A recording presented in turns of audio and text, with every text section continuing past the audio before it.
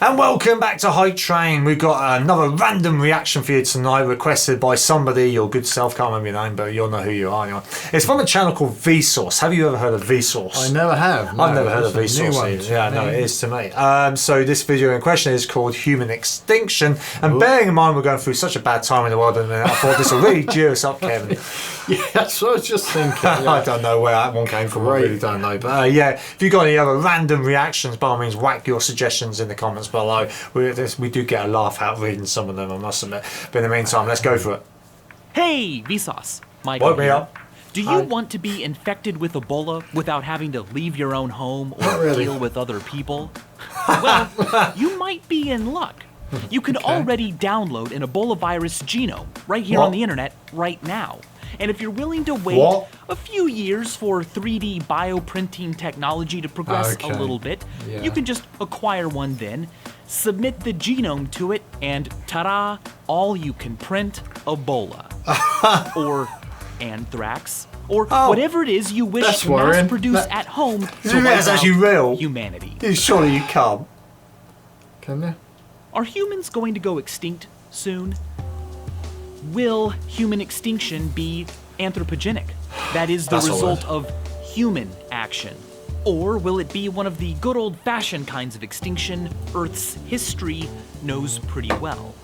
The Global Catastrophic Risk Survey issued by Oxford University's Future of Humanity Institute placed our risk of extinction before the year 2100 at 19%. That's worrying. Now you might be thinking, whatever, blah blah blarmageddon, it'll be okay. Blarmageddon. Humans are too smart to go extinct.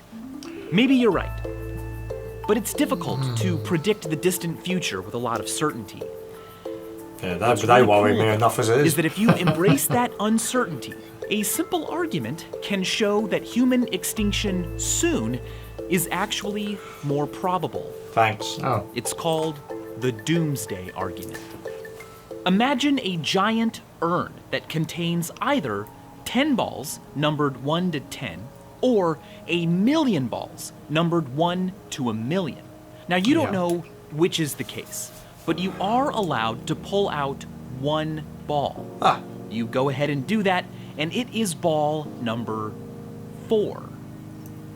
That's pretty strong evidence in favor of the 10-ball condition, because drawing a 4 from a set of 1 through 10 is a 1 in 10 chance, but drawing 4 from 1,000,000 different numbers is a 1 in 1,000,000 chance. So great, my math. By analogy, you are also a numbered ball. You are a human who knows approximately what your birth number is. It's probably somewhere around 100 billion. That's how many other humans were most likely born before you were. Importantly, you didn't get to decide which birth number you would have. So, just like the number 4 ball, you are a random sample from the set of all humans who will ever live.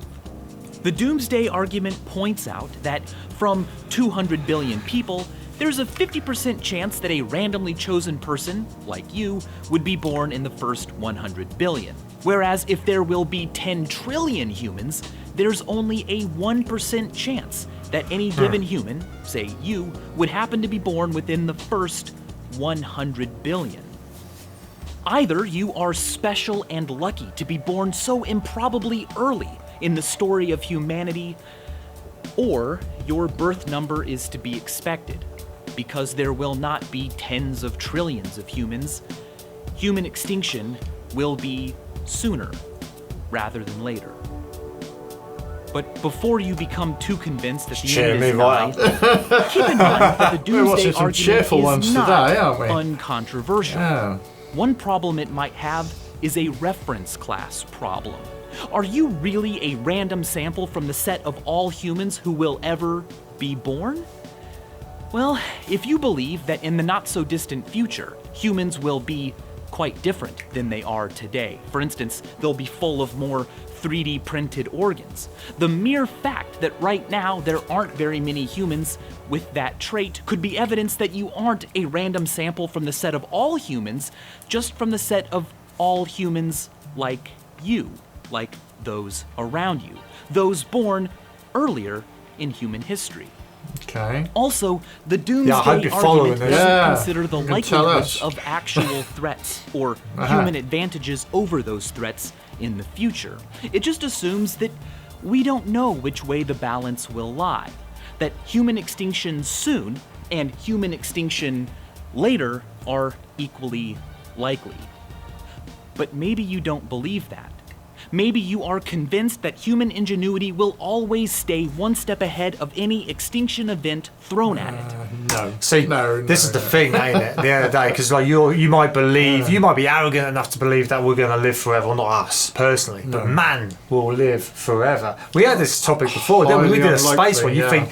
I mean, Elon Musk and everyone all looking to venture to new planets, Other planets, other solar systems in the future.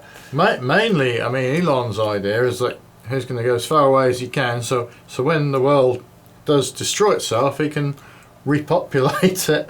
Not him personally, but no. in theory, yes. I know exactly. I'm sure he'd love to, but not exactly like that. But he's kind of got a point to what he's saying, but he's kind of dribbling on a bit at the same time. He's not making any sense, but then he's making sense. I know what you mean. It's a bit weird one, ain't it? And in the future, well, if they're going to replace us with 3D, they're not going to replace the whole of us, hopefully. Not for good. Yes, it's going to be like Cyberpunk 2077. That looks absurd. That's where they're getting them ideas from. Oh, there was another film where they've just got these Martians with the brains floating around in them. Whether we could end up like that, I suppose. They're bound to try and put a human's brain just on its own, aren't they? Someone's going to try and do it. It'll happen. If not already. It'll happen somewhere. You could be right, but there's reason to doubt that optimism. For example, the Fermi paradox. If it is likely that intelligent life forms in our universe are capable of living for billions and billions of years, where are they? Yeah. Why are the skies so silent?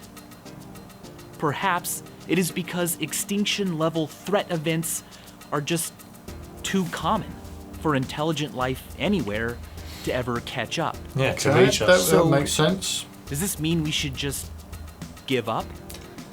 The voluntary human extinction movement thinks so.